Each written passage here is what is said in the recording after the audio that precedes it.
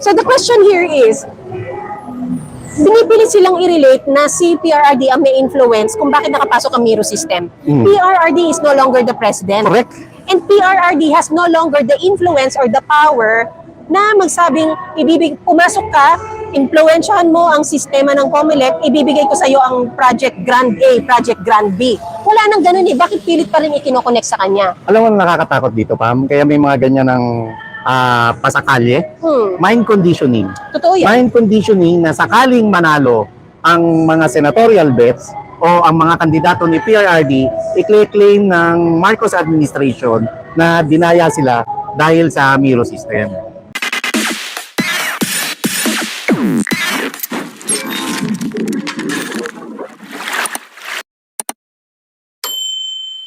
Sabi ni Chito Navarro, sa lahat naman kinukonek si PRRD. Ayun na nga, Actually, Marlon. diba? Dahil Kakainis.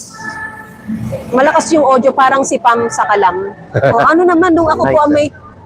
Ayun na nga, Marlon, lumabas kasi kagabi ang isang short vlog ng isang sikat na solariya. Sige, okay lang. Ang Miro pilit niyang kinukonek na ang Miro Systems na gagamiting makinarya ng COMELEC ay di umano'y konektado o may impluensya ng mga Duterte. Specifically, sa previous president na si former President Rodrigo Roa Duterte. Oo, kasi yung nag-resign na kasosyo ng Miro, na naging partner ng Miro system, Dito kasi sa- yung St. Timothy, Mm-mm. di umano, ito raw yung may hawak na malalaking kontrata ng PRRD patungkol sa mga infrastructure. Sa DPWH, Sa nung DPWH. nakaraang Nung nakaraan. administrasyon daw.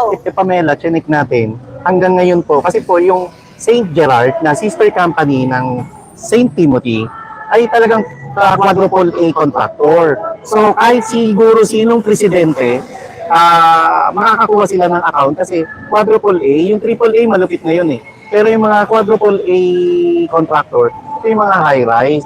Marami namang mga malalaking construction firm na kahit kaninong administration dumadaan ay nakakakuha sila ng kontrata. Actually, Marlon, ang in question dyan is, Miro System is a foreign entity, di ba? Yes, oo. Para for them to be able to bid and do business in the Philippines, they have to have a JV or joint venture contract Correct. with a local partner here in the country. Correct. And another thing in question here is, ang Miro Systems is an IT company. Yep. Oo. However, kasi ako medyo maalam ako sa bid, Sige, Marlon. sige, Pam. Kapag nung panahon active kami, yung private firm namin before, sa mga bidding na yan, yung mga ka-JV mo, dapat, halimbawa, ikaw na kumpanyang magbibid, meron kang contracts similar, accomplished, and ongoing dun sa binibid mo na proyekto. So, kung ang proyekto mo ay isang election system, dapat nakapagpatakbo ka na, nakapagpabid ka na, or meron kang ongoing project similar kung ano yung sinasalihan mo. Question dito is, why would Miro partner with a construction company who has nothing to do with IT systems? Hindi ako masyadong maalam pa para disclaimer ko. Pero sa pagkakaintindi ko, si St. Timothy, tama ba? Sa St. Timothy, Yung partner dito o ni yung Miro. partner ni Miro, ginamit lang siya for the credit line. Para utangan, para mag-finance, mag-pondo, kasi sa sobrang laki ng pondo. At nangyayari yan, Pamela, ultimo nga ang China, ultimo ang Amerika may utang sa China. So, Yeah, I know, pero ang mag-fulfill ng contract, si Miro pa rin, sa tama? Miro, at saka walang kinalaman sa technicalities ang St. Timothy. O, Walang so, kinalaman. bakit nila nire-relate na pilit na ang Miro ay related kay PRRD? Kasi kung matalino naman, Marlon, itong sino yan? St. Gerard? St. Gerard is sister company. Oo, ng, and then, Check ko nga. St. Timothy nga, St. Timothy Construction. so the question here is, binipilit silang i-relate na si PRRD ang may influence kung bakit nakapasok ang Miro system. PRRD is no longer the president. Correct. And PRRD has no longer the influence or the power na magsabing, pumasok ka, impluensyahan mo ang sistema ng COMELEC, ibibigay ko sa iyo ang Project Grand A, Project Grand B. Wala nang ganun eh. Bakit pilit pa rin ikinokonek sa kanya? Alam mo, nakakatakot dito, Pam. Kaya may mga ganyan ng pasakalye. Mind conditioning. Totoo yan. Mind conditioning na sakaling manalo ang mga senatorial bets o ang mga kandidato ni PRRD i-claim ng Marcos administration na dinaya sila dahil sa Miro system. Mind conditioning yan, Marlon, sinabi mo ha. Pero ako ang interpretation ko, they already know na malakas ang mga kandidatong inendorso ng Pangulong Duterte. Itong nakalipas na filing ng candidacy. Kaya nagkakaroon sila ng ganyan na pagkukondisyon o pagmamanipula sa isipan ng mga tao na dahil malakas sila, mandadaya yung mga yan. Natalo ang admin slate dahil nandaya yung mga yan. Correct, Pam. Alam na nila at sabi mo paulit-ulit din doon sa Facebook page ni Pambansang Dalaga ng Pilipinas, di ba? Na may datos silang hawak. Kaya ang pambansang mangga ng Pilipinas na si Senator Amy Marcos ay ayaw madikit ang pangalan niya sa alyansa ng Bagong Pilipinas state ni Marcos Jr. ng kapatid niya. And bukod dun, si Senator Ping Lacson ayaw na rin ma-associate sa ruling party. Kaya naging independent din. Kaya mga nag-independent sila. Sino ba nauna nagsabing independent? Si Ping Lacson o si Ivy? Alam ko si Amy kasi si Amy hindi dumating talaga dun sa proclamation. And si Senator Ping nandun sa entablado pero after ng ilang araw, isang araw lang, dalawang araw lang, naglabas siya ng statement na mananatili siyang independent candidate. At ayon na rin sa source mo, ang isang Senator Erwin Tulfo ay nagplaplano o kinukonsidera na umalis din sa alyansa ng... No, hindi na. Kasi nag-oath na siya under lakas CMD. Oh, okay. Niyakap na niya. But yes, yung kung sino yung pinariringgan ko sa post na yon, it was supposed to be him. Because initially, sabi ng COMSEC, doon sa kaibigan natin doon, sa COMSEC, na ang plano was that, talagang maging independent siya because nakita niya ang, para anong tawag doon, yung bang acceptance ng tao na hindi malakas na ang lineup o mga partido na umanib or sumanib doon sa admin slate. Kasi pa maliban doon sa sinasabi natin na critical kung midterm elections, dahil dito nila pipilitin yung charter change at saka yung impeachment trial kay Vice President Sara Duterte, critical din ito para sa Administrasyong Marcos kasi ito ang magsisilbing referendum o plebisito kung approve ba sa mamamayang Pilipino yung nakalipas niyang 2 taong panunungkulan. Ikaw ba? Approve ba sa'yo?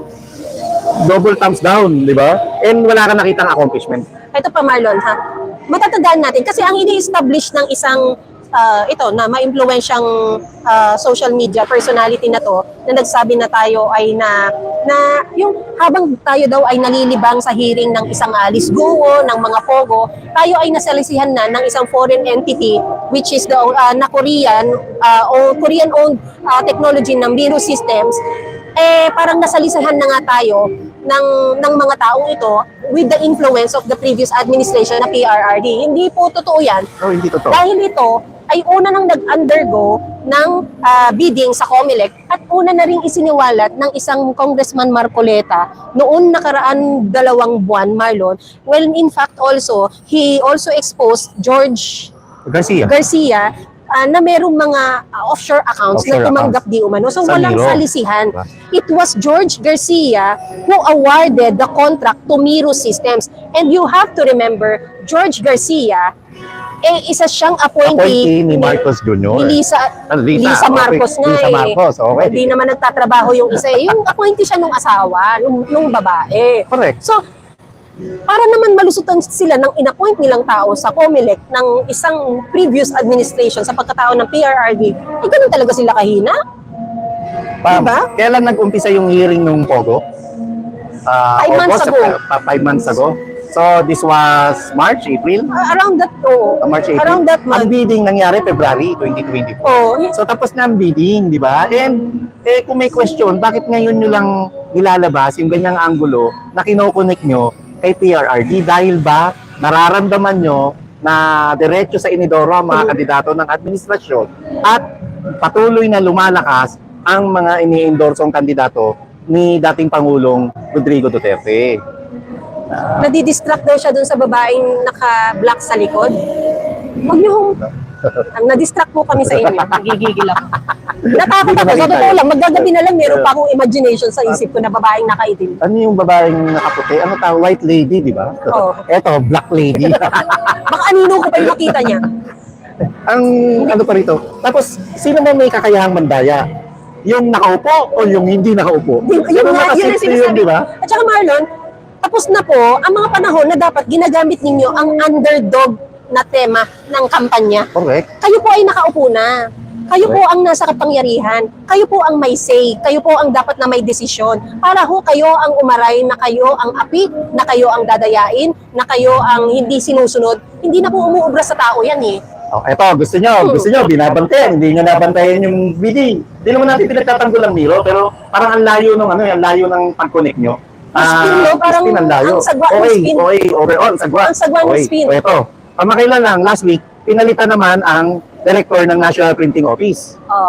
Pinalitan ng veteran newsman na naging hepe ng National Printing Office na si Rene Acosta. Oh. Sino ba mag-iimprenta ng balota? NPO, di ba? Di ba? National Printing Office. Oh. So, ano ngayon yan? Edi, bantayan nyo na naman. Baka bukas makalawa, isisi nyo na naman yung pag-imprenta ng balota kay PRRD. Ganyan kayo ka-OA.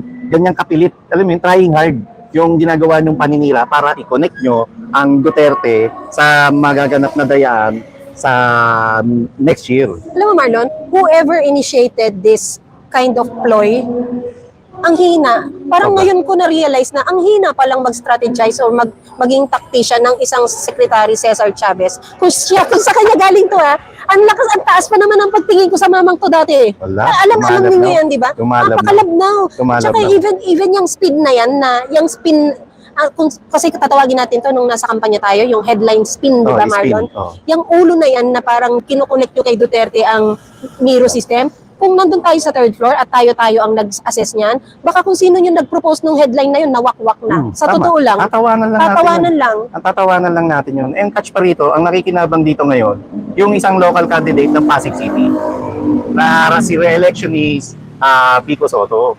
Kasi kaya nag-divest itong St. Timothy kasi yung isa sa owner niyan, si Sara Diskaya, ay talagang pinilit ng mga Pasigueño na tumakbo sa kanilang lungsod para labanan ng isang Mayor Vico Soto na sabi nila ng mga taga-Pasig ay walang nagawang accomplishment. Kundi ang accomplishment lang nito ay pambabash. At ito nga, sinakyan niya ngayon yung issue ng Timothy, St. Timothy. Ang labo nito kasi ang ginagawa ni Mayor Vico ngayon, puro na lang pambabash sa mga kalaban, pero wala siyang maibigay na tunay na accomplishment. Isang halimbawa pa yung problema nila sa pagamutan, total magpipilhealth tayo. Yung problema nila sa mga public hospital, kung hindi kulang ang doktor, wala ang nurse, ultimo hiringgilya. Binibili ng mga Pasigueño. Anong hiringgilya? Yung Syringe? Oo, syringe. Syringe, di ba? Hiringgilya. Ultimo yung mga health center. Basta walang tapos. Very controversial yung 9.6 billion pesos na ipatatayo yung Pasig City Hall Complex na overpricing kung titingnan to ng mga eksperto sa builders. And napapanahon din tong usapin na to sa patungkol sa pampublikong hospital, doon naman sa PhilHealth, na nawawala naman, kung nawawala ng doktor at mga gamot ang pampublikong hospital sa Pasig, nawawala rin naman para isulong ng PhilHealth yung consulta center. Speaking of consulta center, Marlon, no? So may sakit ako lately. Puro ako. Anyway, sa consulta center, going back, kasama sa Universal Healthcare na magkaroon ng libreng konsulta ang ating mga kababayan at ang mga miyembro ng PhilHealth. Actually, Marlon, it is an existing privilege for all the Filipinos. Yes, pero hindi ginagawa. Hindi siya ginagamit Correct. dahil walang masyadong maraming may alam about consulta centers. If you go to PhilHealth i-search nyo po sa inyong mga Google bar, sabihin nyo lang doon, consulta centers, PhilHealth, makikita nyo ho doon ang napakaraming listahan kung saan merong consulta centers. Actually, I believe ang St. Luke's, Marlon, may consulta center. Talaga? Yes. Kasi narinig ko ang interview ni Dr. Minggita. I believe she is an eye expert kay Sir Christian Esguera na sinasabi niya na siya ay rehistrado sa consulta center sa St. Luke's. Hindi ko nga lang alam kung St. Luke's BGC o St. Luke's Quezon City. But there is St. Luke's there. Ano ang sinasabi ko dito? Ano ang kulang, bakit hindi alam ng maraming tao o na maraming Pilipino ang consulta center? Kulang ng information drive about it.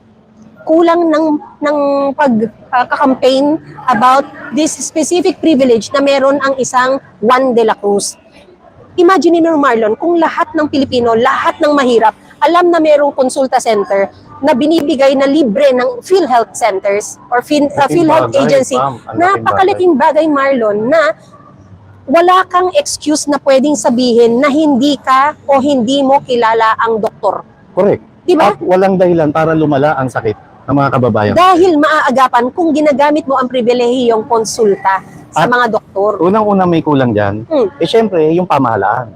Kulang ang information dissemination campaign, higit lalo, kulang ang Department of Health at ang PhilHealth para ipursige ito. Ang tanong dyan, Marlon, this should come from LGUs. Dapat din. Diba? Ang information dapat na sa Dapat din, LGU. Pam. Dapat din. Actually, isa nga rin yung issue sa Pasig. Kasi yung primary healthcare, anyway, sa lahat, ang primary healthcare, napaka-importante po. Kasi, alam naman natin, matandang kasabihan na yun na prevention is better than cure, Cure. di ba? So, kung regular na nagpupunta ng health center o regular na nagpapakonsulta sa consulta center, yung ating mga kababayan, kahit papano, mababawasan yung mga kababayan nating lumalala ang sakit kasi naaagapan sila dahil nakikita ito sa pamamagitan ng pagpapakonsulta sa kanilang doktor Ito na assigned ng Actually, PhilHealth.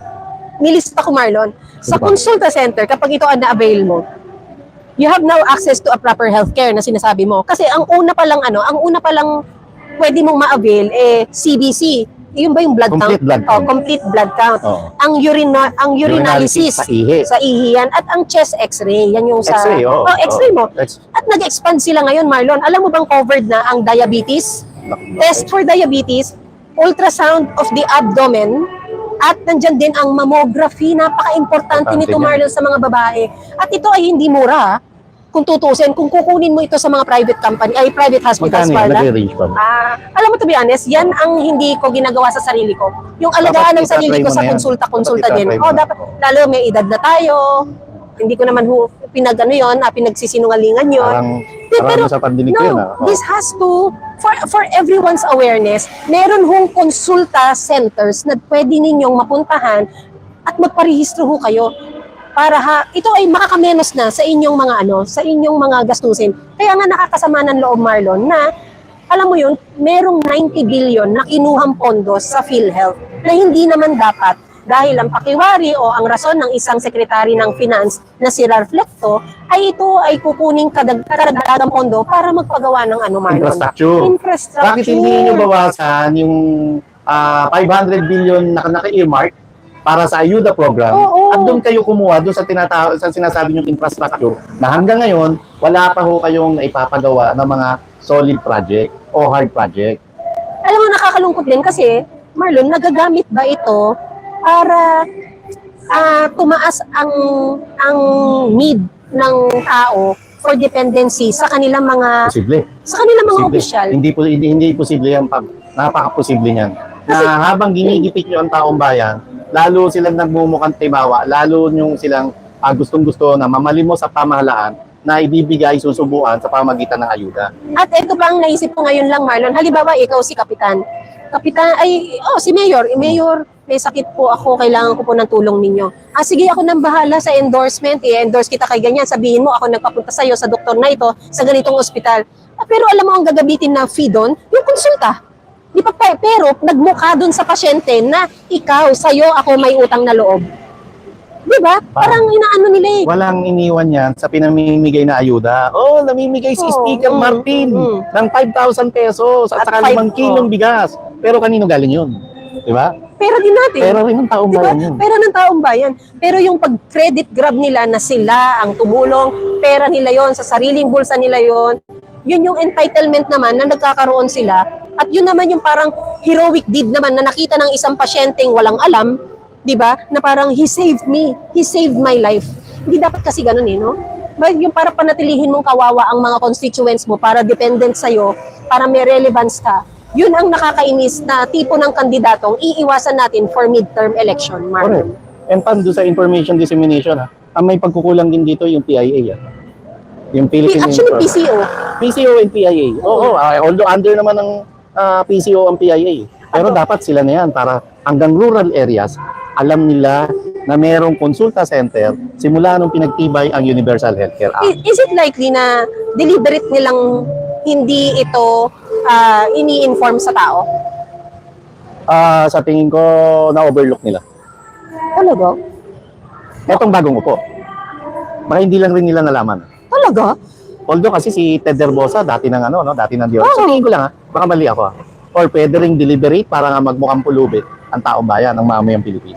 Meron din tayo sa Kongreso, Marlon, na si Congressman Janet Garin na humawak ng DOH na sana man lang nagkaroon siya ng privilege speech ba ang tawag doon? Yes. Na ilathala sa, I just don't know which Question committee. niya na. Oh, di ba? Pinol niya na ang attention. Which committee she belongs? I don't know, but I think it has to do with health also. Walang ganun. So sa tingin mo, sina Janet Garin, kaya hindi niya banggitin No, to? actually, I have a feeling na sinasadya ng gobyerno Ng para gobyerno. hindi ma-avail yung budget allocation dun sa mga dapat na binibigay nila sa tao. Yan, for the purpose of meron silang kakamkamin later on. Para magamit nila sa nalalapit na eleksyon. Oh, kasi tingnan mo, yung 90 billion, garapa lang nilang kinukuha, Sobra. binabawi. Sobra pa. Ulit-ulit natin sinasabi na yung pering yan, hindi mula sa buwis ng mamayang Pilipino. Kundi nagmula yan sa bulsa ng mga empleyado, contribution nila yan sa PhilHealth. Diba? Tapos, kasi tingnan mo ngayon, tag-ulan, Marlon. Uso-uso ang sakit sa mga bata na lang ha, na syempre sa mga lugar na hindi maayos, sabihin na natin sa squatters area, Marlon. Yung mga, sa mga informal settlers. Informal settlers, the better term to use is informal settlers. Malamok, nandyan ang sakit na dengue. Diba? Bago pa man mangyari o may nararamdaman na yung bata, bago pa lumala, ikonsulta mo na sa doktor. Correct. Malaria. Malaria. Oh. Yung leptospirosis, dahil yan sa palpak at hindi totoo yung 5,500 flood control project na ipinagmalaki ni Marcos Jr. Malaria ba saan? Malaria sa lamok din yan. Oh, lamok din, di ba? Sa Oh. iniinom namin. Ang hepatitis dahil sa dumi ng Sa dumi. nakakain mo, 'di ba? Na naisusubo mo sa katawan mo, na ipapasok mo sa sistema mo, Mhm. magkaroon ka lang o lagnatin ka lang ng konti, maaring simptomas ito, bago pa lumala, nakonsulta mo na, 'di ba? Correct. Parang nakakaano lang kasi na nagagawa sa ibang bansa. Pero bakit hindi nating magawa dito sa ating bansa? Bakit nananatili tayong napakahirap at napakasalat sa ating healthcare systems na ano, Marlon, minsan iisipin mo nakakatakot magkasakit. Alam mo bakit, Pam? Iba priority nila eh. Ang priority nila, pogo, ang investigation. Ang priority nila, ididi nila, spy ang isang Alice Go. Ang priority nila, questionin yung 125 million confidential fund ni Vice President Sara Duterte. Pero pag makatotohanan ng proyekto na para sa mamayang Pilipino, wala na, bulag na sila. Kasi masyado na silang nalalason sa kanilang mga pangarap at ambisyon na magtuloy-tuloy sila sa kapangyarihan hanggang matapos ang termino ni Marcos Jr. Pero Marlon nung isang habang naghihirap ang maraming Pilipino sa paghahanap, pamamalimos, kung saan sila kukuha ng pampagamot kay itay, pampagamot kay nanay, nasa ospital si Bunso, yung mga ganyan, ibinukas sa publiko. Not publiko, ibinukas sa media ang bahay pangarap ba ang tawag sa bahay na ngayon ng presidente, Marlon? Bahay pangarap na ba? Oo, na inikita sa media kung ano ang itsura nito at mala-resort na itsura nito sa loob ng Malacanang. Diba? Habang ang nakapaligid naman, ang Malacanang, sa lahat po siguro nang hindi pa nakakapunta sa Malacanang, Marlon, no? The Malacanang itself it's a wow factor, Yes, diba? oo. Maayos ang Historical yun. Oh, maayos ang garden. As in, palasyo kung palasyo, di ba? Yeah. Tapos, malawak ang mga kapaligiran, maganda ang mga puno. Alam mo, well-maintained, no? Para ka nasa isang paradise kapag pumasok ka doon. Pero, ang hindi alam ng marami, paglabas mo ng Malacanang area, maraming mga bahay ang, alam mo na, tagpi-tagpi, Tagpi-tagpi. Barong-barong. barong-barong, marumi ang paligid, di ba? Marumi ang estero. Marumi ang estero. Mabaho pa rin ang ilog Pasig. Maingay traffic, di ba? Ingay traffic, Yan lahat diba? ng yan, maraming tindero-tindera na hindi mali, pero ito ay ironic. Ano yun? Kabaligtaran ng Kabaligtaran. paraiso sa loob. Isang Impyerno sa labas. impyerno sa labas, kaawa-awang sitwasyon, no? At pagpapakita ito kung gaano karangya yung kasalukuyang pamahalaan. Grabe, nakita mo ba? Diba? Oo, nakita mo Yung pool na, Olympic size ba ang tawag doon? Ang Pwede. haba sobrang haba. Infinity pool ba yun? It looks like It looks like, no? yeah. Oh. Ang ganda, mala resort. As Ang ganda naman. Bravo. And it seems as if na kanya-kanya silang balwarte doon, no? Parang may mga cottages May mga na cottages. kasitas ba ang tawag sa ganyan, yung mga small houses sa ikaw ba sa farm mo, sa resort Pavilion? mo? Wow. Pavilion? Wala, isang Ang ganda. ano Kayo pa. po ba, nakita niyo po ba sa sa media na yun pa nga ang pinaypayan nila Kanya-kanya kaysa yung ibang pavilion. mga news eh. di ba? Totoo. Totoo. Okay yan, walang masama sa ganyan kagandang Walang proyekto. Pero ilapat nyo po, habang mayorya ng mamayang Pilipino ang salat sa gutom, walang trabaho, mahal pa rin ang presyo ng bigas, at muling nagtaas ang presyo ng gasolina, Pamela. rollback na naman 2 pesos. Oil price hike to. Gasoline, tama ka. 2 pesos. 2 pesos, 2.21. Tapos ang diesel, 2.37. Ang kerosene, 2.48. Wow, palakpakan. Halos 2.50 cents, no? 2 pesos 50 cents, Marlon, no? Pero ano yan, per litro? Correct, per Hindi, litro. per litro, no? Alam mo, sabi mo nga kanina, hindi naman masamang bigyan mo ng isang malapalasyo, malaking dam na bahay, pamamahay, ang isang pangulo, para pagkatapos ng kanyang trabaho ay naman to, relax.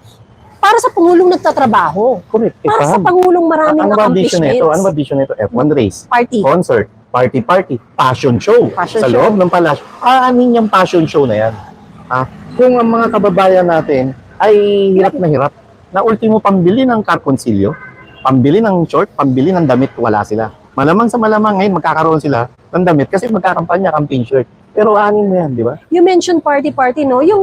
Yung mala-paradisong lugar na yon, party, party place, no? Ang event place. Party no? ready. Yes, Siguro yun talagang inisip nila. And ano yung Taylor Swift na Taylor Swift Ready Philippines by Philippines 2028. pero yung talagang legit na flood-free Philippines, wala silang ganung proyekto dahil hindi makatotohanan yung flood control projects na 5,500. At habang nakita natin or nasilayan natin ang malaparadisong bahay ng presidente natin at ang kanyang pamilya, Marlon, naglabas naman recently ang SWS survey wherein sinasabi nito na more Filipinos, Marlon, see themselves as poor. Wow, yan ang bagong Pilipinas. Palakpakan ng bagong Pilipinas. Lalo naghihirap ang mamayang Pilipino. No? Pero nasaan ka ngayon? Nasa Lao.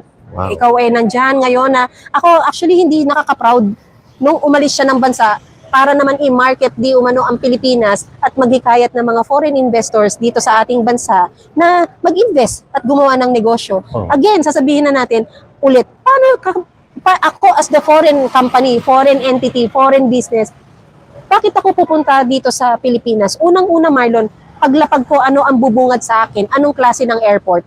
Di ba? Paglabas ko ng airport, susunduin man ako ng limousine, pero ang limousine ko hindi makahataw dahil sa traffic. Totoo. Oh, pagod ako sa traffic, pupunta ako sa uuwian kong hotel. Ang ease of doing business, napakabagal. Walang sistema, nag-register ka na, kini-question ka pa, di ba? Parang ang mahal-mahal ng rate. Kasi walang nagpupunta. Kabi-kabila ang krimen kasi nagkalat na naman ang ipinagbabawal na gamot.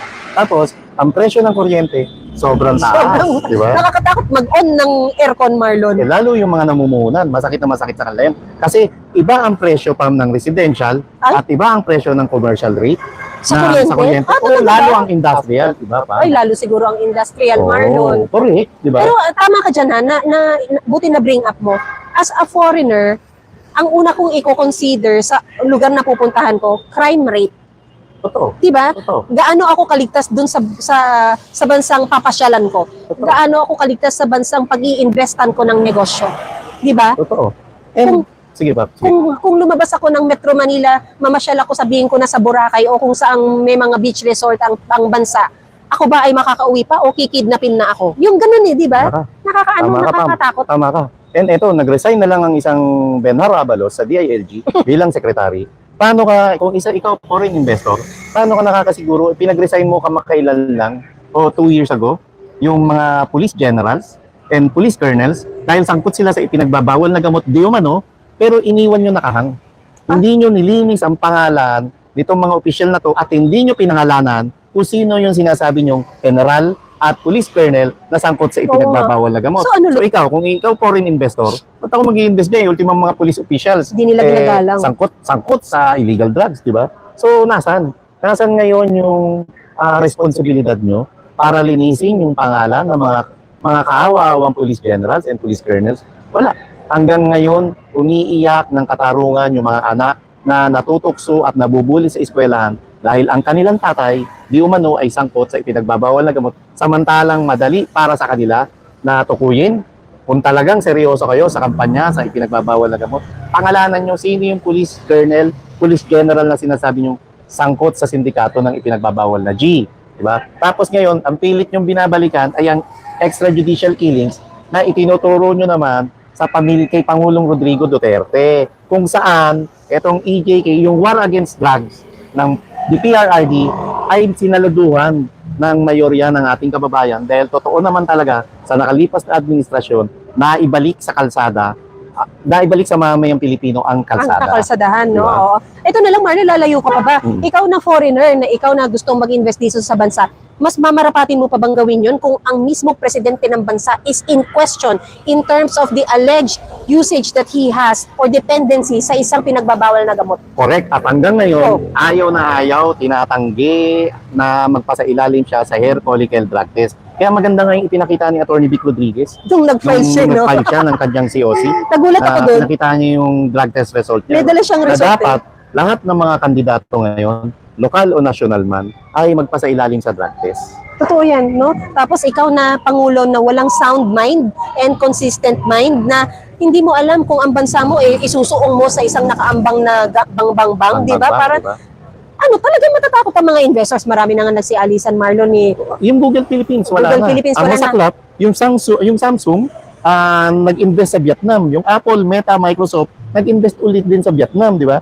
At Malaysia at saka Indonesia. Samantalang sa Pilipinas, alam mo ang ginagawa? Nagbebenta tayo ng gold reserve na tinangkapan nilang ilihim sa taong bayan. ito, Marlon, gaano katotoo na yung, alam mo yung brand ng sasakyan na Dodge, Aha. ang Alam ko, ang US alam yan. ko nagsara na Talaga? dito sa Meron ba tayo Pilipinas. dito nun?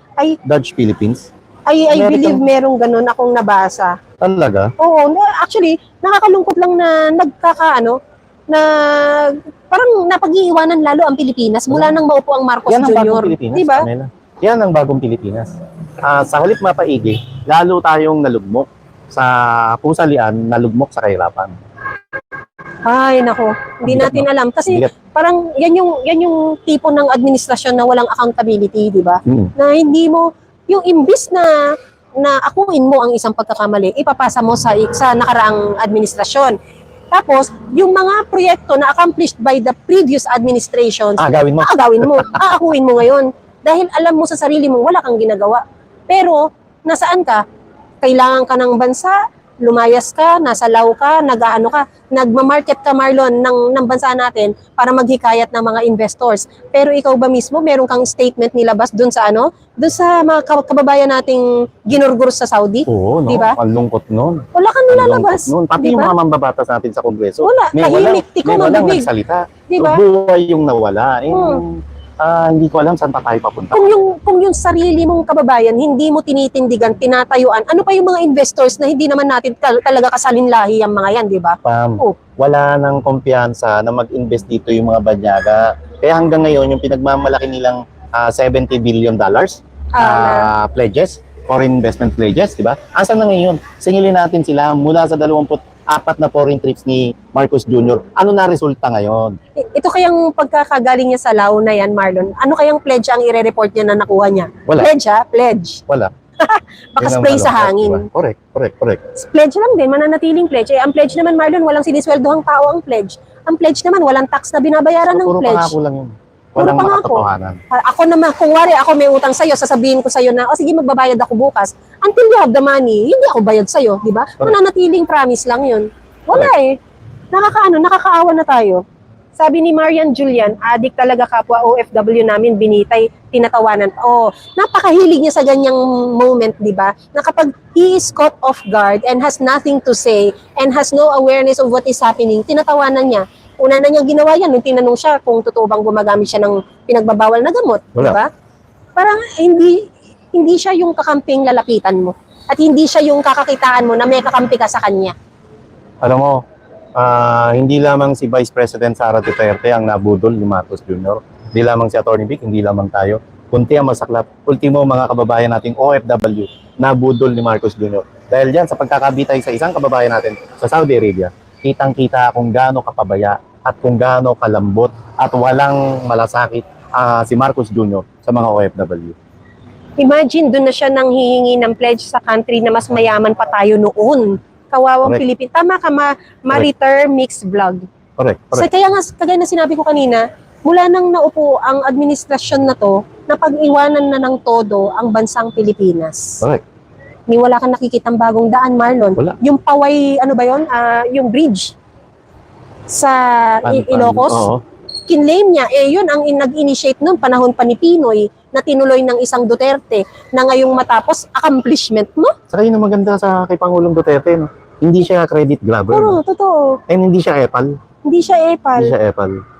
And babatiin ba natin yung bagong DILG secretary? Who the hell is this? Ay, sorry po. Sino ito? Si John Vic Remulla. And of course, nasan ba ang pinakamalaking Pogo Hub sa Pilipinas? Hindi ba nasa Cavite? So, ano to? So, talagang magiging untouchable na ang Pogo Hub sa Cavite? At ito, halimbawa, makikita mo yung ano, Marlon, makikita mo yung dynamic, no? Umalis ang isang Ben Abalos para ituloy ang kanyang senatorial dream. Ang ipinaupo niya ay kung sino yung ekspertong magprotekta ng Pogo sa Cavite, di umano, na si John Vic Remulla. Ito ay, ang logic dun for me is, hinabilin mo sa isang eksperto yung sarili mo namang baluarte ng Pogo, di umano, sa Mandaluyong. At saka pareho may police power to pa. May police power ang Justice Department. Nakapatid may police niya. power din ang DILG. Kamusta pala yung huling bulating dapat pumirma sa kontrata ni ano? Epekto yung ano eh. Iba talaga nagagawa ng pera, no? Pag may pera ka talaga, mahaba ang buhay mo, Marlon. Sobra. Pero sana ganun man lang sa lahat ng Pilipinong may sakit, no? Nakakaawa ang ating bansa pagdating sa healthcare systems at lalong mas nakakaawa kung magkakaroon ng malawakang dayaan sa darating na midterm Yun ang election dapat bantayan natin. gawa ng Miro Yan systems. dapat bantayan natin. Pero paano? Minsan ilabas natin yung list talaga ng mga senatorial candidates. No? Pwede natin i-post. Yes, Kasi talagang bumubuo makikita pa natin. ako eh. Hindi, yung mga kandidato lang, yung mga nag-register. Yung mga nag-register? I think meron tayo. Candidacy nila. Kasi, ang dali mo agad masabi sino rito ang reject eh. At sino rito talaga yung pwedeng-pwede, no?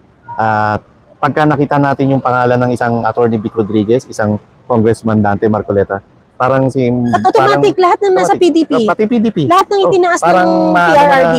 Parang nakakita ka ng liwanag at pag-asa, eh, no? Nakaya pa. Marlon, question. I think out of 180 plus na nag-file ng COC, senator pa lang yan, Marlon, ha?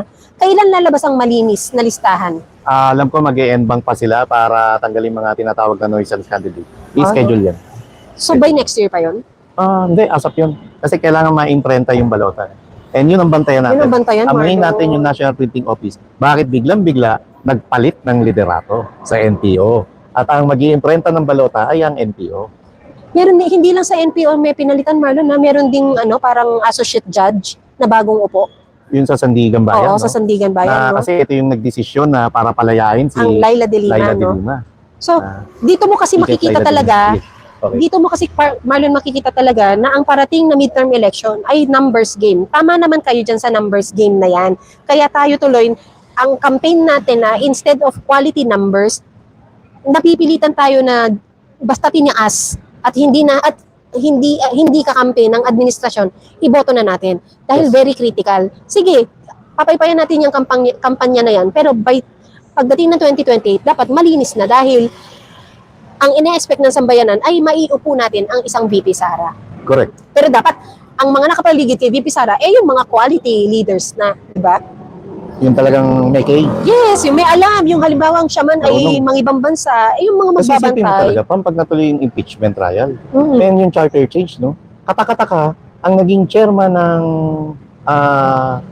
Constitution, Committee on Justice, Constitution and Amendments sa Senate, ay isang Senator Robin Padilla na hindi abogado. Hindi namin binabas si Senator Robin. Dapat i-assign si Senator Robin pagdating sa entertainment, may kanya-kanya kasing expertise. Kasi kahit ako naman, i-assign mo ako sa ganito, Pamela. Kunyari, sa isang maliit na organization, Marlon, sa sports ka, hindi mo mahilig sa sports, bigyan mo sa akin sa golf, tatanggihan ko yan. Ayan, Paano hindi ko turf yan eh? Dapat may ganon, di ba? No, hindi yung ako ka lang din ng ako. Ako ka lang din. Ang hirap.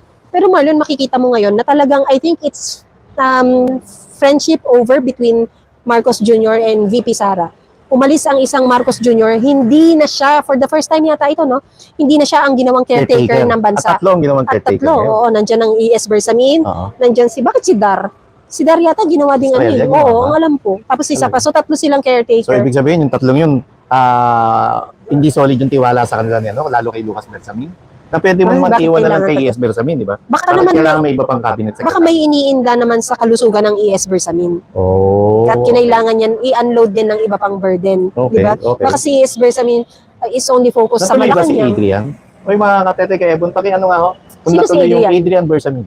Na ito yung Ah, mukhang totoy na nag-file? na nag-file. Alam ko tatakbo sa Abra na congressman. Natuloy kaya siya? Oh, we don't know. Mhm. Need po talaga natin mapanalo ang PDP at Duterte endorse. Kasi si Sara lang kakampi natin. Correct. Hindi yata ito ang first time. Noon din si S. Bersamin din ang ginawa. I think, nakaringgan ko na rin na ganyan. Yep. May number 1 and 2nd senators, Attorney Vic and Marcoleta. Kawawa ang ating bayan, dapat dapang-dapa na. Ay, Chino Mirabueno, nabuhay Dude, ka. nabuhay ka, dude. Kumusta ka Ayos. naman? Alam mo yung terminong dapang-dapa, ano? Dapang-dapa sa ulan. Dapang-dapat, oh. Kita mo, guloy na, Inglesero yun. Dapang-dapat na, oh. Ha? Oo nga, no? Hindi ka marunong Tagalog, dude. Englishin mo na lang. Kumusta ka, Chino? Parang ang tagal mong nawala. Nagte-text sa akin minsan kasi nata-timing. Eh, Talaga ba? si Architect Butch, good luck Hello, po sa architects. Oo, si Sana Architect Butch. ma-interview natin. Siya ay naghain ng kanyang candidacy for Congress. Tama sa ba? GLAN, Sa no? GLAN. GLAN, GLAN sa Gani? Sarangani. And si Governor pa, Sino? Tariquatro, sa Cebu. Oo. Interview namin yan. Interview. So, At ito yung ito kinakabahan na ngayon si Gwen Garcia. ito yung may isog natin Ito kasama, yung may isog, Marlon. oo. Para naman kasi kalabanin mo at tapatan mo ang isang nagre-reyna-reynahan sa Cebu na Gwen Garcia.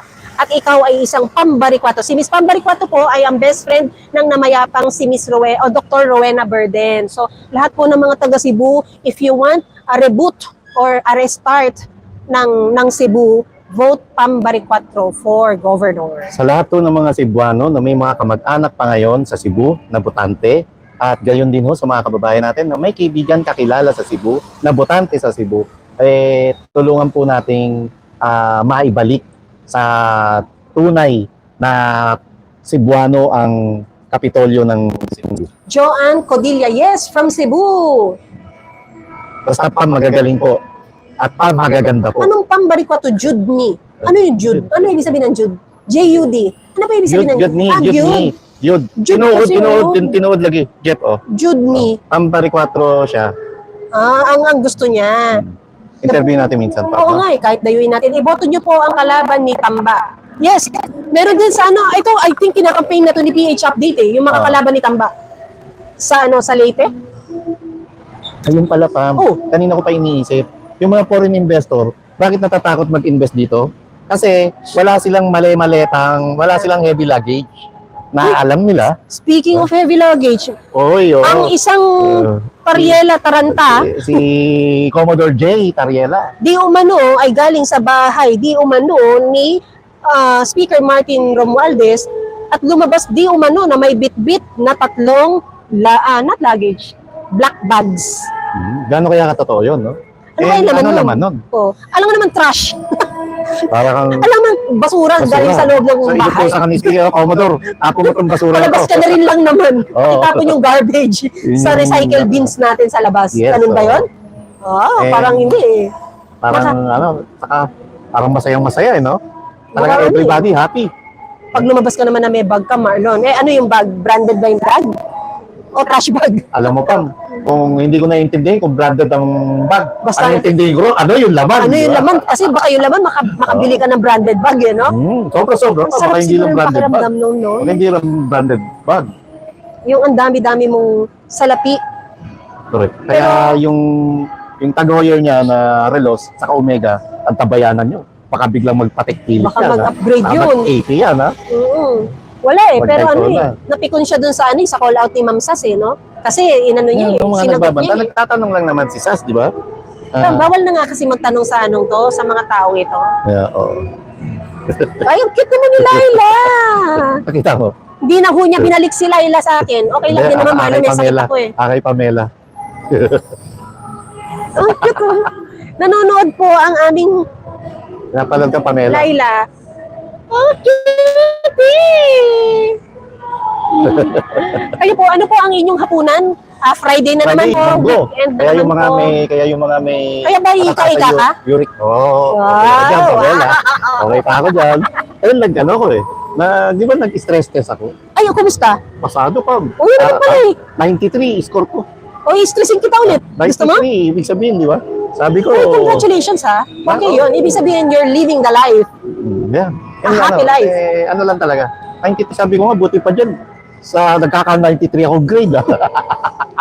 Ano ba highest mo nung college ka? O, ay, ba? Nag-90 naman ako. Hindi ginagawa ko lang na pambiro, pabela. Talaga ba? Oo. Sino seatmate mo? Ha? Thanks to your seatmate.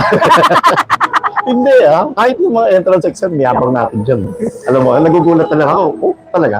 Tawang-tawa ko. Hindi mo lang. Ito, habang patapos na rin lang naman tayo, no? Tawang-tawa ko nung nagdadrive ka yata nun, Marlon, no? Parang nadaan tayo sa Cubao. Na sinabi mo, dito ako nagtatrabaho ng Jollibee nun, no? Oo. Tapos pagkatapos ko nun, late na ako. Kasi Tinatakbo ko. Kasi tatakbo ako galing sa PUP. tatakbo ako sa kung saan pang rally, magbabato ako ng pillbox, parang gano'n. Sabi ko, Marlon, talagang nagtatrabaho na siya noon. Nakakahiya ka. Working student ako ng pabela. Alam mo talaga dapat tropa mo kuya ko. Ay, Chico Kael, eh.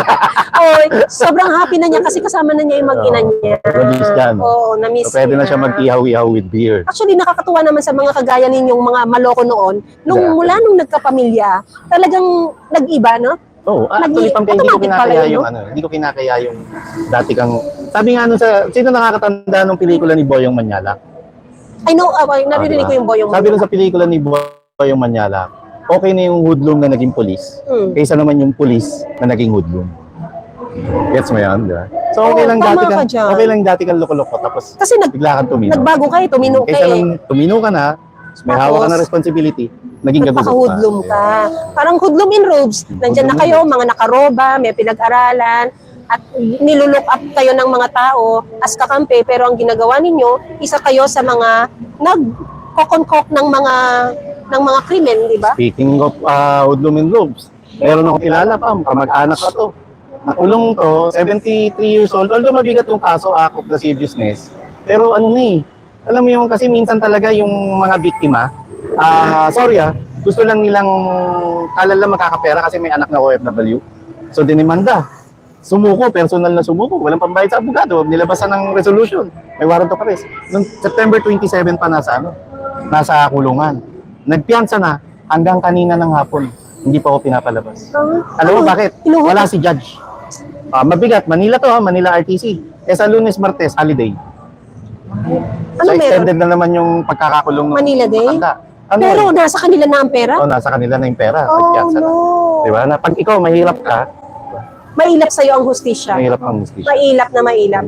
Kaya, Hindi mo alam kung may pag-asa pa ba ang Pilipinas. Pero naniniwala ako, Pam. Tama yung sabi ni Atty. Dick. Pwede pa rin. May pag-asa pa rin. posible ang pagbabago. Posible ang pagbabago. Posible ang pagbabago. Change is possible.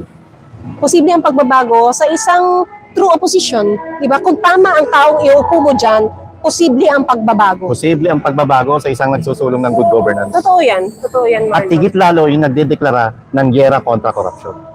Kaya yun, sa darating na midterm election, tayo po ay sasailalim sa isang mahirap na pagsubok, Marlon, na ang grado ay dapat na resulta ay 100% passing grade para sa ating future at kapakanan ng ating bansa. Right. Magkikita ho ulit tayo bukas. Hindi lang ho natin ulit alam kung gaano kaaga o ka-late. But Pwede we will be siguro live. maaga. Mas maaga, no? Mas maaga. We will be live and we will be back tomorrow. Ako po si Pam. Ako si Marlon. Narito po tayo sa third floor studio na Mind your own opinion.